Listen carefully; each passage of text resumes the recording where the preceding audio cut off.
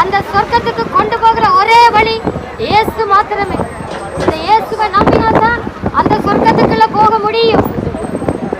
பாவத்தோடு சொர்க்கத்துக்குள்ள போக முடியாது என்று சொல்லி பார்க்கிறோம். அந்த இயேசுவை நீங்க நம்பினீங்கன்னு சொன்னா இந்த பூமியில மாத்திரமல்ல, உங்களுக்கு நித்தியமான ஒரு வாழ்வு இருக்கு. அந்த வாழ்வு அது சொர்க்கம்.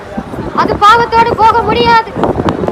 நாங்க வாழுகிற விரும்புகிற வாழ்க்கையை வாழ்ந்து விட்டு போக முடியாது. இயேசு சொன்ன இந்த வார்த்தையின்படி வாழ்ந்தா அந்த சொர்க்கத்துக்குள்ள நாங்க போக முடியும். நான் உங்களுக்கு சொல்லுகிறேன், அந்த இயேசுவை நீங்க நேசியுங்க. இந்த வார்த்தையை நேசியுங்க. இயேசுவை நீங்க விரும்புங்க. அவர் உங்களை நேசிக்கிறார் என்று சொல்லுகிறார். இந்த வேளையில அவருடைய கரத்துல கேட்கிறவங்களை ஒப்பு கொடுத்து நான் செபிக்கிறேன்.